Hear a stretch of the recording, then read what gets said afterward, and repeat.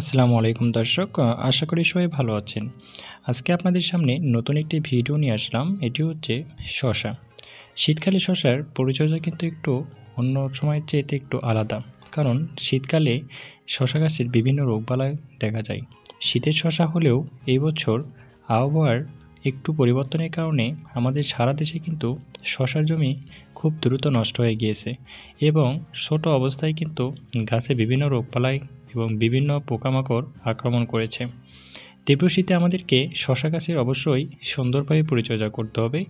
জমি প্রতিদিন সকাল বিকাল ২ বার ভিজিট করতে হবে।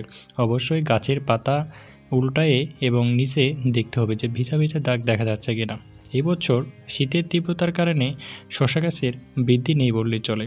বৃদ্ধি না থাকলে আমরা অবশ্যই পিজিআর স্প্রে করব।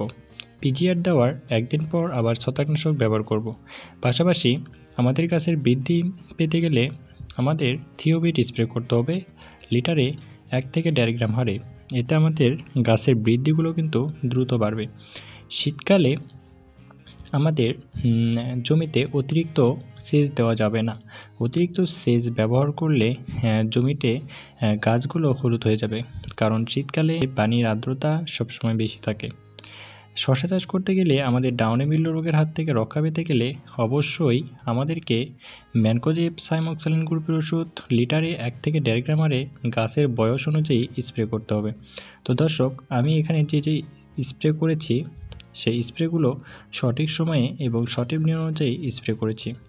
তো দর্শক, আমার এই ভিডিওটি যারা নতুন তারা অবশ্যই আমার চ্যানেলটি সাবস্ক্রাইব করবেন এবং নতুন নতুন ভিডিও পেতে আমাদেরকে উৎসাহিত করবেন এবং শসা চাষে যে কোনো পরামর্শ পেতে আমার এই ভিডিওটি ফলো করবেন।